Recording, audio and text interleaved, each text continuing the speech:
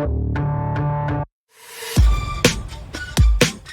right. Well, hey, welcome everyone. I got a special guest here, Sergio Bermudez, a veteran who I've connected with, believe it or not, over Twitter or X. I know a lot of people are bots on that channel, but I seem to make a great connection with Sergio here through our DMs, and I got this amazing hat that he makes. Another one here, some beautiful hats that he makes. I definitely will put the link into the description in case you're interested in buying it. And then he saw some pretty cool stuff at the Bitcoin Miami conference. And most recently, which really raised my eyebrows and said, hey, I got to get this guy on, is he was down at the inauguration for President Bukele down in El Salvador. So, Sergio, welcome to the show. Hey, thank you. Thank you for having me. It's a pleasure. Appreciate you having me. Yes, it's all mine. And so can you, for those of you who don't know you, for the friends and family who are watching, can you just give me a little bit of a background, who you are and what you do? Sure. Well, my name is Sergio Bermudez, and I was born in El Salvador. We fled El Salvador in 1981 when I was 10 years old because of the Civil War. We moved to Miami. I've been in Miami for most of my life, with the exception of when I joined the military, the Army, for 3 years. So I was able to go to Fort Knox, Kentucky, from there San Antonio, Washington State, and then went to the Bayou, to Louisiana. We were like kind of threading the deliverance, you know what I mean? Yeah. But listen, I had a great time in Louisiana. They're great people. They love their state, and I learned how to eat hot food. So and but it was a wonderful time being in the military. And it was something that I can give back to this great country. Everything that they have given me and my family. Well, thank you for your service. Thank you for your service. And as a kind of a joke, with you brought in the Bayou, right? A good friend of mine who works with me. I'm retiring now, but I was the career manager here at HRC, Human Resources Command, for medical service officers and doctors. And one of my good friends, who, again, like I said, works for me now, I sent him to the little piece of heaven. And so like he enjoyed it. But now he's here at Fort Knox with me. And so you're in Knox then? You're in Knox? I am. I'm in Knox. Yep. That's where they moved. I know they changed quite a bit here, and this used to be like the Armor headquarters and basic training, and now it is Human Resources Command, Recruiting Command, and Cadet Command. So they do all the cadet summer training. And as a medical service guy myself, with you being a medic, those are some of the best people to work with. In the commitment they have to the profession is truly admirable. So thank you for everything you've done for our country and being a practicer of Army medicine. We also have the bad reputation that we're partiers, so we like to party. We talk about that off camera. We don't. Yeah. So tell me. So I got your background, where you're at. So can you, before we start talking about the inauguration, can you tell me about your side business here with the hats? Because I think, I see two of them on your table there. I'm wearing one. I just showed the other one. What got you into designing these hats? These are, like, when I received them, they were more than met my expectations. Like, holy crap, these are awesome hats. It was all because of Bukele, or what was the deal? What drove you to that? No, it wasn't because of President Bukele. It was actually for President Trump. Oh, okay. Yeah, for President Trump, in his second campaign, I came up with the Trump hat here in Miami that went really viral. It's Trump es un pingu. Let me get it for you. I got one here. Sure. And okay. It went viral in the Cuban community because pingu is it's a little vulgar word. Okay. Depending you tell, but it is, maybe he has big balls, you know. Right. You know, it's just shoes like that. You know what I mean? If Yeah. you're good business people, they say, man, that guy's a pingu. You know what I mean? That guy, you know, and he's a badass. You know, so Yeah. they love that word, and I sold a lot of hats. Everybody went crazy. I mean, literally all of Miami went crazy. It was predominantly Cuban, you know, Yeah. and at that time I was having them made. You know, send them off to get them made. And then after the campaign, you know, people would start asking me, hey, can you do a hat for me? I need some hats. And I would get them sent, you know. And then when President Bukele came in, I wanted to be the first one for his campaign, for his reelection campaign, you know, so I created it in 2022. And so this is the one that I came up with. It's Bukele 2024.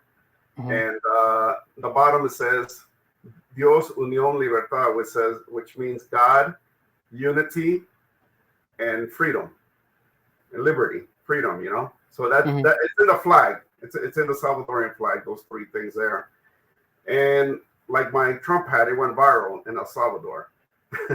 Yeah. So as I was selling a lot of hats, I said, you know what, I like doing it. You know, it's a hobby. I see it as art. And then I ended up buying the machine. It's a 2-head machine. And so I'm able to make hats. So I make hats on the side. It's a little hustle. It's not just Bukele hats. You know, if anybody needs hats for your business, or if you have you know, some sort of concept that you want to do, or a hat for yourself, I can do them for you.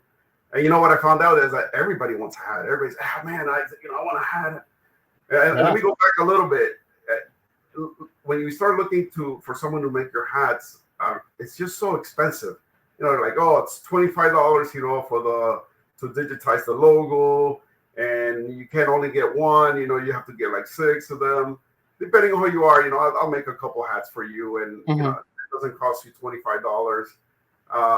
You know, to get it digitized or anything like that. So at the end of the day, just to get one hat, it would be like $50. Or like maybe 2 or 3 hats, like $100. I'm like, man, it's so expensive.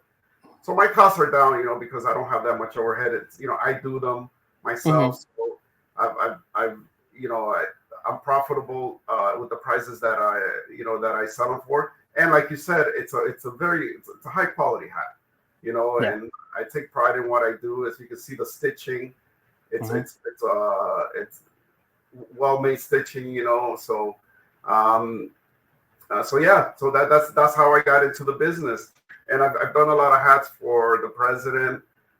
His secretary has called me to thank me. He's called me, not him, but you know, his secretary has called me on a couple occasions, asking me if that they need some hats, and I graciously give it to them.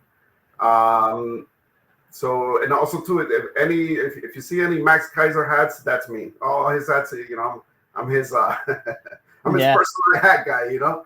So that's awesome. As a matter of fact, he just called me. He sent me a message. He's like, "Hey, I need a Bitcoin country hat." So I created that one right there, and he liked it. That's awesome. And I saw him on your website. Yeah, nice. I saw him on your website wearing the hat, and I was like, "Man, this guy's doing big business here." I mean, holy crap! I'm like, he's got a lot of the key players in the Bitcoin community, and I was like, again, I can't stress enough, but like, these aren't printed images on a hat. These are stitched, and then the hat itself is like Nike, like a Nike brand quality hat, like the flex fit. You know, I mean, I love them. I really do. So thanks for that. And so what happened? So you kind of took off in El Salvador. You've already taken off in Miami, and you took off in El Salvador. What happened from there? So, you know, in marketing, I remember reading this little marketing book. This was a little marketing book with a lot of good information. And the first chapter said that, you know, you have to be first.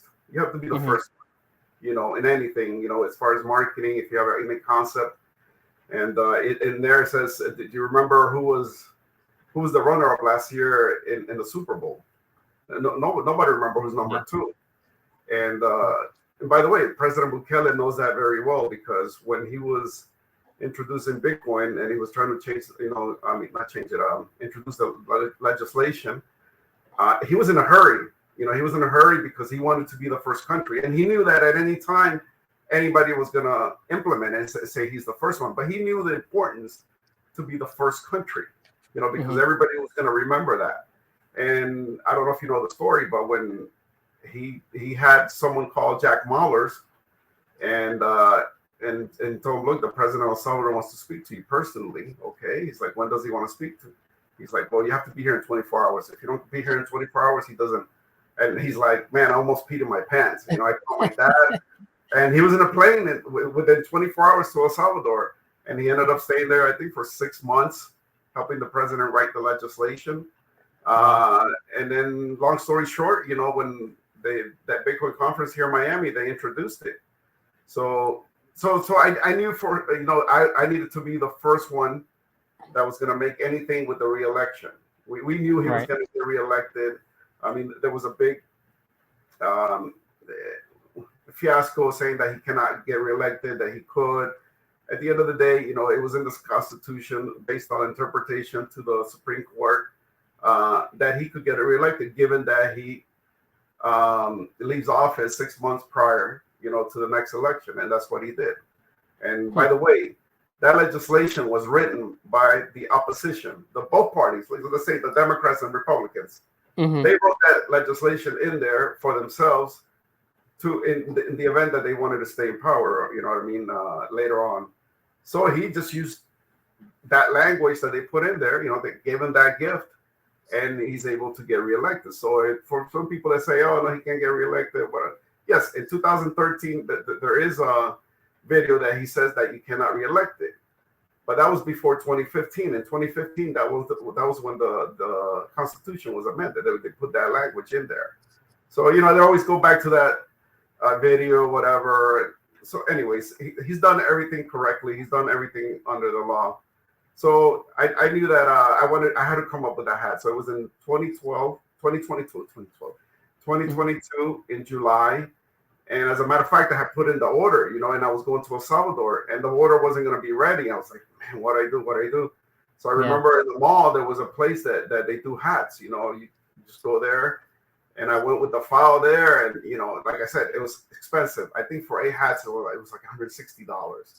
But I said, you know what, I cannot go to El Salvador without these hats. I have to go. And the first person that got a hat was Max Kaiser. We had dinner that same day that I got into El Salvador with Stacy. So Max and Stacy were the first ones to get hats, Wow. And Max, Max is Max. So we were in this nice little fancy restaurant in a hotel, and he's putting his hat, like this. So everybody can see, this on the people in there, you know what I mean? And he hasn't stopped wearing the hat since then, since July of 2022. Then I returned to El Salvador in October. I brought in a lot of hats, because I wanted to sell them over there. I was invited into Congress, and as I was leaving my hotel room, I had 10 hats. So, I'll give them out to the congressmen and congresswomen that I know. But then I thought myself, I was like, wait a second, I can't just show up with 10 hats. And I looked at my suitcase. I'm like, I'm just going to take them all, whatever. Give it to, the whole Nueva Ideas party, all the congressmen. So as soon as I get there, they hadn't approved I was there with my wife and my kids. They hadn't approved us there yet. We had to wait, we were waiting there on the entrance where all the congressmen come in, and, the Speaker of the House wasn't coming in. He had to sign the paperwork to let me in. So I was like, I'm just going to start passing them out here. I started passing them out there, and everybody just came over like bees. I mean, you name it. All the congressmen, can I get one? Can I get one? Can I one? And finally the majority leader came up, and he's like, no, come in. You can come in. He's like, we don't have the signatures. I don't care. He can come in. And then there was security guards, because it's protocol, and they're like, you can't go in with those hats, because they say, it's like, you can't go in with those hats. And I said, Congressman Guevara, can I go with the hats? Like, yeah, come in. Tell him I said you can come in. I go, look, he said it. I told her. She was upset. So she goes over there, and then she comes back. She's like, yeah, you can go in, but the suitcase is not coming in. I was like, okay. Yeah. We took all the hats in there, and it was a joyous event. Everybody came over. They were shaking my hands. And then I had a hat for the president, and I asked the congresswoman Merlos that invited me. I go, can you give this to the president? It's like, look, I could, but I'll introduce you to somebody that's good friends with him, and he sees him more than I do. And so that was the Speaker of the House. We went over there, me and my wife, and we were there talking to him, and never he was in a hurry. I mean, he was not in a hurry. I venture to say I was up there a half an hour. And then I was like, does anybody have a marker? And I was like, for what? It's like, give me a marker, or 2 markers, whatever. So they gave a marker to my wife and one for me, because I had a hat for Bukele's wife and one for Bukele. He's like, write something there. It's like, man, I was shaking. I'm like, I don't know. And my wife's like, yeah, hey, God bless, whatever. I don't know what I wrote. I mean, it looked Chinese. But on top of that, the marker that they gave me didn't. It worked, but the top was just done. The marker. Yeah. So I mean, that was my highlight. Oh, by the way, when I'm up there, all of a sudden, everybody's the reporters, are reporting this. They're tweeting it out. They're like, oh, look, the Bukele's re-election hat or whatever. So the interim, President Bukele sends out a tweet, and he says, "I want one." And my tweeter just starts racing. So that was pretty cool. I mean, I remember Stacy sending me, texting me. He's like, "Oh my God, look, the president just texted you or whatever." He just, he wants one or whatever. And all the congressmen, I'm gonna give it to you. You can have mine. Yeah. So yeah. After that, I became famous with the hat. Everybody wanted a hat. To this day, people are like, where can I buy a hat? Where can I buy a hat? And then I created a lot of hats after that, just different concepts. And the last one that I created was the official seal of the inauguration, which is really nice. It's 20,000 stitches. It takes about half an hour to do, because you imagine, the needles thousands, a lot of detail. It came out. It's a beautiful hat. I don't think I have one. I gave them out, and I did it at the last minute too. So, I had to wake up like at 4 a.m. to finish them up. You know what I mean? Before I left. Yeah. So it's been a nice ride. You know what I mean? I've done hats for other people, and I've also I came up with another one for Trump. Let me show you. It is this one. Yeah, I'll send you one. Okay. Thank you. You like it? Yeah, it's beautiful. That's beautiful. That's beautiful. Yeah, I mean, like you said, everyone wants hats, right? Like, even if you're not going to wear them, you're not a hat guy, so to speak, right? You'll take them and you put them on a shelf, or you'll put them somewhere and you put them on display. And I mean, everyone loves hats, and I think with the quality you have and being the first, that's pretty. Plus, it doesn't hurt having between Max Kaiser and President Bukele on your on your list of people wearing your hats. That's pretty awesome. Yeah, exactly. The President Bukele never wore the hat, because I mean they would have, you know how it is. But the Congressman Guevara said, we're not doing any campaigning. We're not telling anybody to go. We're just here saying, like, okay, we want him, reelected. Whether he can do it or not, that's a different story. For sure. Campaigning is different, because you're not allowed to campaign in El Salvador. They have strict laws. You can only campaign 30 days before actually voting, the actual voting days. We're laws, So you can't. Yeah. It's crazy. You know what I mean? Basically, all these laws were put in place. So the people that were in charge would never lose power. But little by little, these laws are being revamped. They're being actualized. You know what I mean? To being more fair, more democracy. For sure. Democratic. So yeah. And so what brought, and before we talk about the inauguration, was like, were you aware of or part of Bitcoin prior to all this, or is this relatively like new, like in the last couple of years with like Bitcoin involved in Bitcoin community? Right. Well, I was in, yeah, it's just been recently that I really went all in on Bitcoin. It Mm-hmm. was when President Bukele made it into legal standard. I knew about it. Mm-hmm. Uh, I actually heard Max Kaiser on the Alex Jones show live while I Mm-hmm. was driving my car. He was recommending Bitcoin at $3. Wow. My God. So I'm an investor. I like to invest in. I don't Yeah. matter. You say to yourself, I got $1,000 or 2,500. So I said I got Right. $10,000 that I can Yeah. play with. And but at that time, yeah, Bitcoin was a dinosaur. Yeah, Mm-hmm. I mean, I bought a book, and all these technical terms that they were talking about. I didn't know where to buy it. I think you had to buy it from somebody else, right? Somebody else had to sell Yeah. it. Some kind of an exchange, like Mount Gox or something. And yeah, it was. I only know what I've read. Obviously, living through it, I was probably a skeptic, right? Like most people when they first hear about it. And so at that point, I was like, I'm just going to focus on, you know, my career and didn't really even look at that. And then, unfortunately, right? Well, I mean, look, the reason why I was interested in it because I was a listener of Max Kaiser. I've been a fan of his since 2009, Mm-hmm. and whatever Max Kaiser says as far as financial, it's kind of like sacred. You know what I mean? Mm-hmm. And so I was like, wow. And he was like, so you're no longer a silver bug? He's like, I'm gonna sell my silver. I was like, wow, that's crazy. Yeah. Because he was all into silver. And I was like, wow. So I never, since I didn't understand it, they say, you don't understand the investment, just don't do it. Yeah. Then I saw the price go up to $60. Then it went to 120, and then it went to 500. And then, when it was like at 500, I was like, oh, that's it. You know what I mean? I've lost it. Too Then it went late. to Yeah. 1,000, 2,500, 5,000.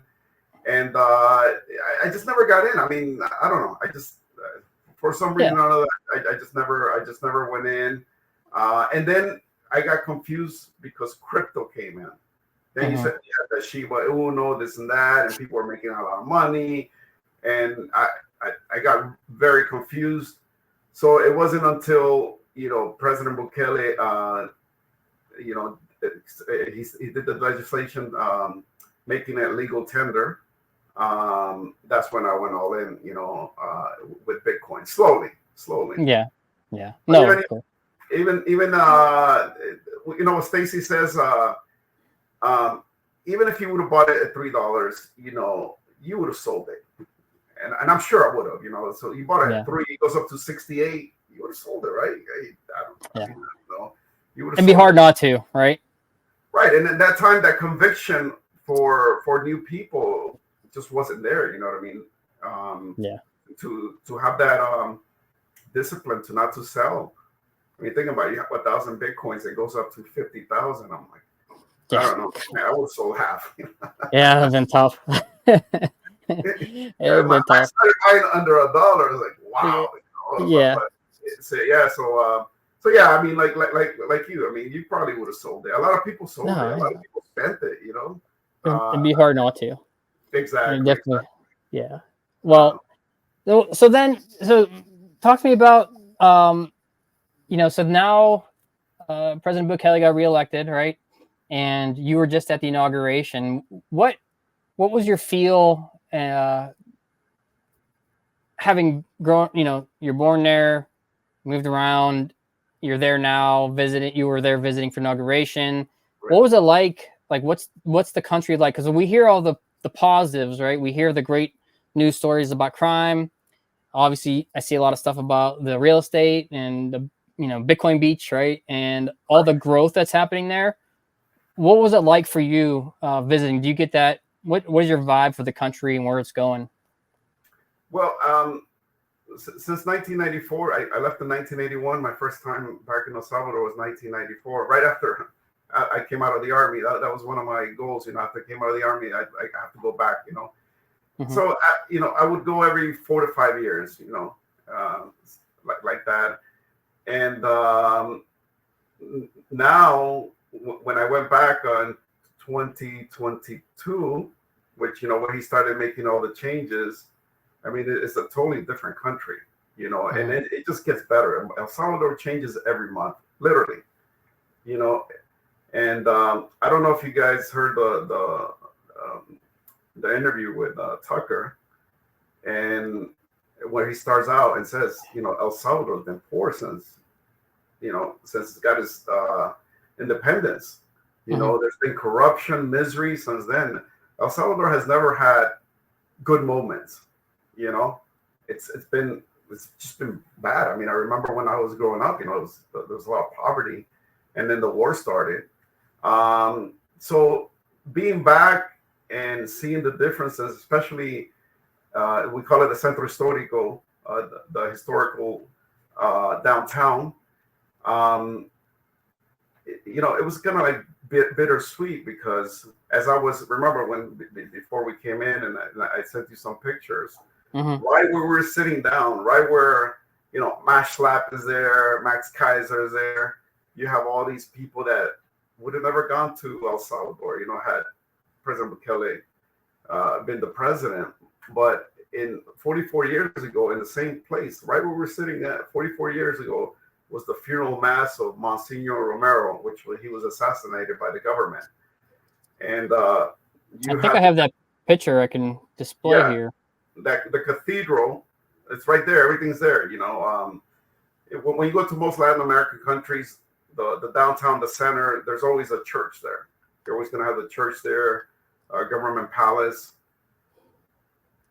So as you can see there, they're bringing him right there in the coffin, and it was estimated that 250,000 people were in that plaza. Is called the Liberty Plaza, and you can see just how many people are there, and then all over the streets. Towards the end of the mass, the government sent out snipers on top of the palace up there, and then they began shooting down. So it was just a shooting at the crowds, and so there was a lot of mayhem. And then you had guerrillas on the other side shooting back, and most of the people that died of they were asphyxiated, and there were a lot of injured. That's a gorilla right there on the floor. And as you can see there, there was an epic picture that I can't find the next day in the newspaper, which they made a mountain of shoes.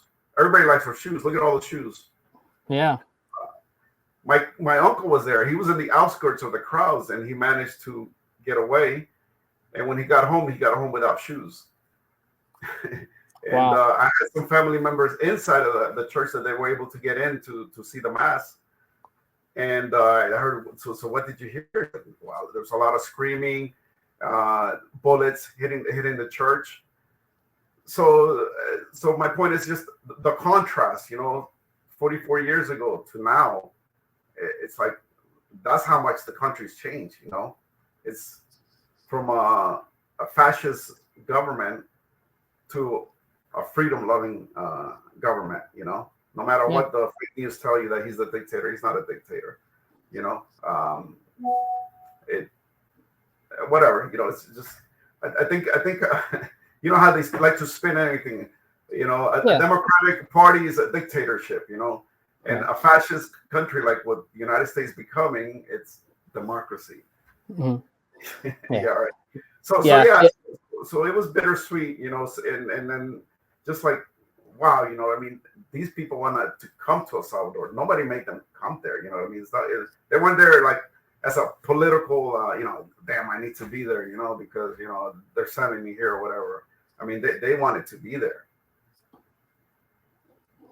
Yeah. It's incredible. The more I hear and the more I read, the more amazed I get by the whole, from the crime, from what I hear from people like yourself, right? Like the boots on ground, as we say, who are seeing it firsthand, as opposed to, I don't think many people take much or much weight in what the media says anymore, right? I think the media Right. has lost a lot of credibility, probably across the board. So when you hear from people like yourself who are boots on ground, have seen it, have seen the growth and seen the change, to me, that's more valuable than, whatever, some news network says or anything like that. And so I guess my question is, how do you see this playing out, right? Because we see a lot, posting like, "Hey, come move to El Salvador. It's a great opportunity. It's going to grow exponentially, especially with the Bitcoin adoption." Do you feel that this is something that is maintainable? Because I assume, and I don't know the rules for the presidency, but this would be his last term as president, correct? Barring anything changing. Like, do you see Well, this as lasting, or is this like President Bukele mainly, and then it's kind of up in the air? well, first of all, what I can tell you is that the Salvadoran people, me here and in El Salvador, we're not going back to the past. We're Yeah. not. We're not going to have another civil war, and we're definitely not going to let the gangs have control anymore. Because we've been through that with shedding of blood in the mountains, in the streets, and there's no way that the gang members can ever come, take control again in El Salvador. Um, El Salvadorians are getting the taste of freedom and also financial freedom. What it's like to be a prosperous country. There's a lot of work to do. I mean, don't get me wrong. Like I said, it's been 200 years of misery and corruption, and the last 40 years on steroids. Mm-hmm. I mean, you're talking about local governments were stealing, and the top was stealing. The both parties had done pacts with the gang members, and the both parties benefited from Salvadorians leaving El Salvador. Why? Because Salvadorians that would come to the United States would send money every month. So, our money that we send every month to our family, it withholds the country. You know what I mean? That moves Mm-hmm. forward, but they steal it. They steal, the taxes or whatever. So that's why El Salvador didn't really go down the toilet. I mean, it was on the toilet, but it didn't really go down because of us. I don't know what the GDP is of the money, Mm-hmm. but heard the GDP of Mexico and GDP of Latin American countries, of the people that send money over there. It's a big number. It's in the billions, Right. So they're getting a taste of that, and then it was always our dream to go back.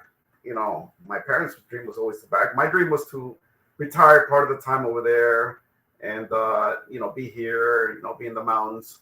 So now I think President was talking, and he was just saying that 18% of the 60% that left that want to come back, it's about 500,000 people, and they already started. I mean, as a matter of fact, I have some friends. My friend Martin has he does ice. We call him the Mm-hmm. Iceman. It's ice for drinks, for like scotch and those drinks, and very successful, doing really well. When I first heard about him, I'm like, how the hell are you going to make money selling ice in El Salvador? He's doing really well. And then I have other two dear friends, Kevin and Jose, which, check out their ages. They're 23 and 21. And Wow. as a matter of fact, they were never born in El Salvador. They were never born in El Salvador. They were born in the United States. Only came once to El Salvador. And that was 2021. And then a year later, they're like, no, we're going to move back. Everything, we like it. We're going to move back. And they bought a hotel. They have a Hotel Martinez. If you're interested, if you're a surfer, it's a really nice hotel there, a little boutique and close to the waves. And then they have a Mexican restaurant. It's called Azteca. It's in San Salvador. It's cuisine. So it's not your typical Mexican food. It's really, really good food. And it's food from southern Mexico that a lot of people are really not used to. But I just had their tenderloin. It was incredible. And their tacos, everything in the menu is really good, and it's a really cool restaurant. A lot of good vibes in there. So so we're going back. You know, we want to go back, and I bought an apartment over there. I got a piece of land over there, so I'm investing a lot over there. And then this is something that we wouldn't do before Bukele, because over there everybody knows each other, you know. And then if they found out that I'm from here, from the United States, you know, I can get kidnapped, or they would kill me, or extorted, or whatever. Well, a lot of people sold their lands because of the gang members, and they bought them. You know, they sold it at really cheap prices, you know. So so that's the confidence level that I want to let people know that before there's no way. As a matter of fact, I mean, let me go back. I'm embarrassed to say this, but I had totally lost confidence in El Salvador. Nothing was changing. I was like, it was getting worse. I'm like, what am I gonna do? All I can do is just go visit, you know, for a week and come back, see my family. But I mean, I had totally lost. I mean, as a matter of fact, when I heard about Bukele coming in, you know, it's like, oh, you know, people start talking, oh, he's Arab. I was like, oh man, he's gonna steal everything then. You know, and I had never heard nothing about him before. I remember seeing a picture on Facebook of one of my cousins, and he said, I just came from El Salvador, and there was a picture right there in the downtown where we had the inauguration, and I was like, that's El Salvador, and I was like, man, they're finally like, you know, revamping it or whatever. I was like, wow, that looks pretty cool, you know. I mean, because that's what President Bukele, when he was a mayor in San Salvador, in that district, he's the one that did that. He's the one that started doing that.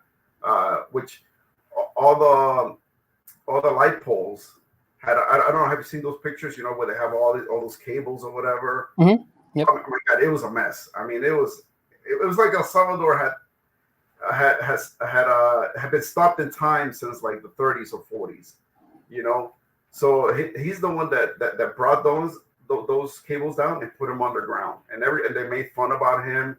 They said that he would never do it, and he did it. But the interesting thing that my cousin told me, he would, you know, President Bukele would like space out, you know, when he was talking to them, you know. It's like, I want this to look like, you know, a European city that he went to visit. I wanted to look like, you know, like Switzerland. You know, I remember I went to Switzerland and hung out at a park, and I envisioned this to be like that. You know, that's how much of a visionary he is. You know, yeah. And those are the good things that he wants for El Salvador, not just for it. You know, particularly more on the public sector, not the private sector. You know, because he knows that the private sector is going to come in and do great things. So, but yeah, I mean. Like, we're not going back. I think we want him to stay there for a long time. We don't care about that, and it's going to be up to the people. You know, the people decide if a president stays in there, and he has to stay in there, because if he leaves after this term and somebody else comes in, everything can be done. You know, well, we've seen this here with what President Trump did. You know, so but yeah, that should give you that confidence that Salvadorians here are going back, and even Salvadorians that technically are not supposed to be going back, like my friends Jose and Kevin, they're not supposed to be going back. For what? They were born here. You know what I mean? Mm-hmm. And I came here when I was 10. Technically, I'm not. Right. You know, yeah, I have family over there, but you know, we want to go back. You know, and we want to be part of the transformation. And help out as much as we can, and that's what we're doing right now, you know. Yeah, no, that's awesome.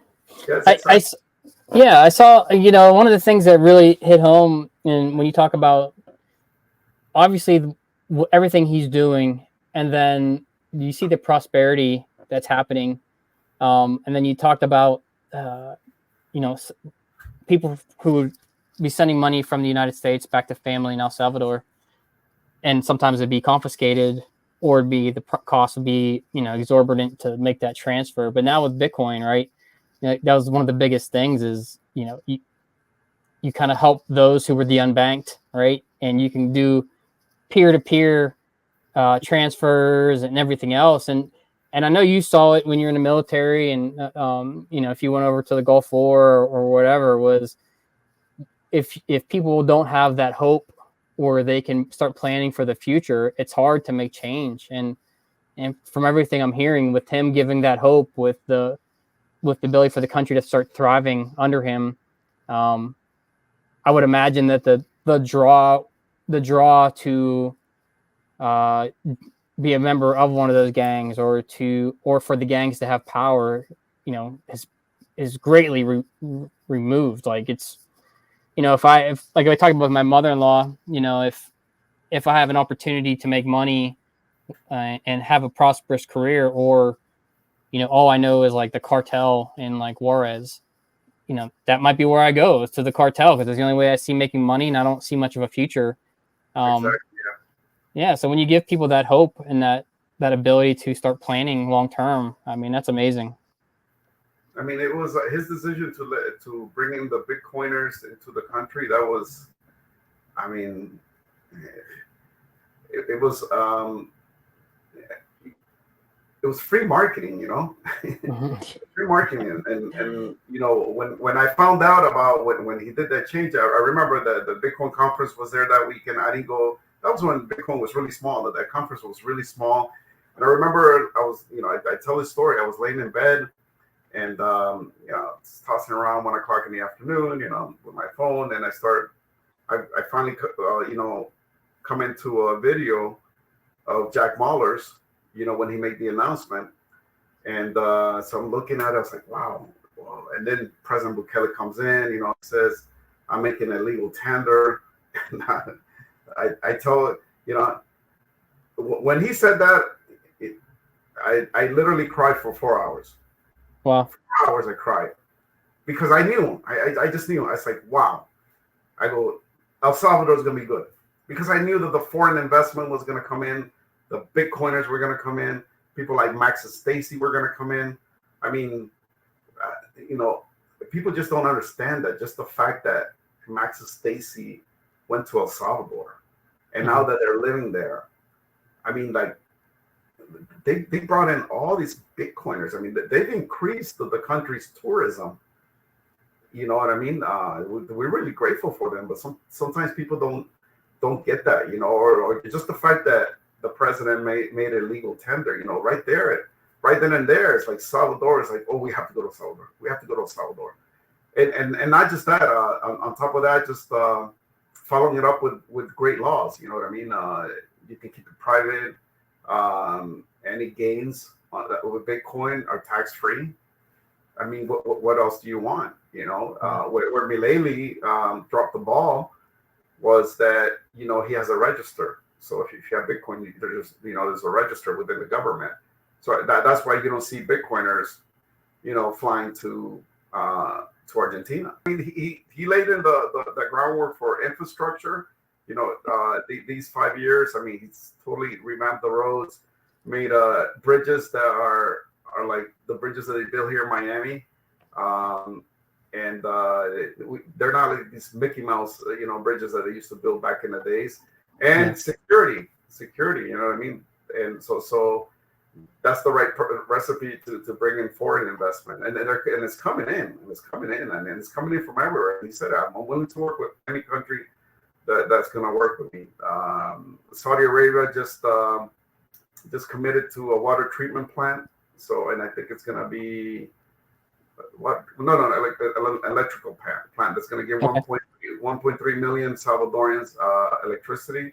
And I don't know if you know this, but El Salvador sells electricity to neighboring countries, all the way to Costa Rica and Panama.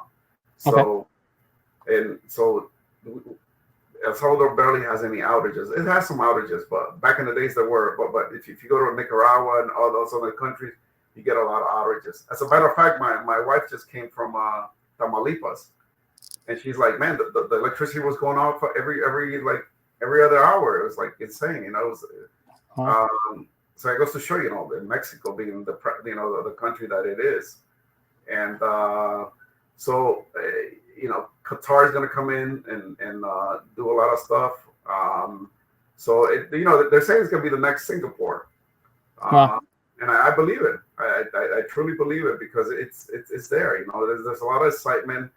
As a matter of fact, when I was in my hotel, Barcelo Hotel. You know, my friend was gonna come pick me up, and then I go, let me wait for him outside because there's a lot of action here. Friday, the day before the inauguration, all you hear was sirens the whole day, and especially at night, because everybody was coming in. You know, all the VIPs were coming in. You know, they were escorting them in. And then I'm waiting outside, and then there's this detail coming in. You know, and they stop, and you know there's a big Suburban, you know, there, you know, and they were waiting for this car to pull up, and it was never pulling up. So I just, you know, I'm looking over there, and opens the door, and it's Congressman Matt Gaetz, Oh, yeah. wife, which I had met before. I had met before here in Doral, Trump Doral, and I go, hey, oh my God, I can't believe it. You know, I was like, wow, this is great. It's like, hey man, how are you? It's like, hey, remember I met you guys in Trump Doral? Oh yeah, you know. Wow. Ginger, awesome. His wife's the best, you know. And then, you know, we go inside. How you doing? And he was like, I mean, he was just like shaking, you know. He's like drowning, going. He's like, man, I'm excited. He's like, I go everywhere. I'm so glad I'm here. I want to go everywhere. It's like, oh, cool, man. Yeah. And I took a picture with him, you know, and I gave him a little, hey, go to Bruto's, you know, a couple places to go. The following day. The following day, yeah, and in the evening, I went out to dinner. So we go out to dinner with some friends, and you know they're giving us a table, and he was there, you know, with his group there. I was like, hey, how's it going? And I was like, good. He's like, are you guys enjoying El Salvador? And she's, you know, Ginger's like, oh my God, we're having a blast, and it's like we're gonna buy property here. Gosh. Don Jr. said the same thing. He wants to buy a house, and I'm like. Wow. When would Don Jr. ever want to buy a house in El Salvador? Yeah. So that's awesome. Yeah. So it's the country's booming. You know, it's a great country. I mean, you can be in the beach, and in a half an hour you'll be in a volcano, on top of a volcano. So that's how cool the country is. You know, so you'll be sweating, and then all of a sudden you'll be cold. That's pretty cool. That's awesome. Yeah. Well, Sergio, I've taken up a lot of your time today, and I could probably talk to you for several more hours about this because this is something that's, you know, pretty exciting. I think not only from the Bitcoiner point of view, but you know, from a freedom point of view. Oh, yeah. I think it's pretty amazing, and I hope one day to visit El Salvador and check it out myself. Well, and then maybe let me know. Yeah. Maybe I'll meet you over there, but I'll give you a good itinerary, and then I'll let you meet all the people I know, my network over there, and they'll take care of you. Well, I appreciate you. Well, I will be sure to put your link to your store in the descriptions, and then I'll also put your your Twitter X handle. I'll put that in the description as well, in case anyone wants to reach out and, you know, talk El Salvador or talk anything in general, because you have a great story, got some great hats, and man, you know, like some of the coolest people there are especially in the Bitcoin space and El Salvador. So you can't really beat that. All right, Sergio. Well, great talking to you. Thank you.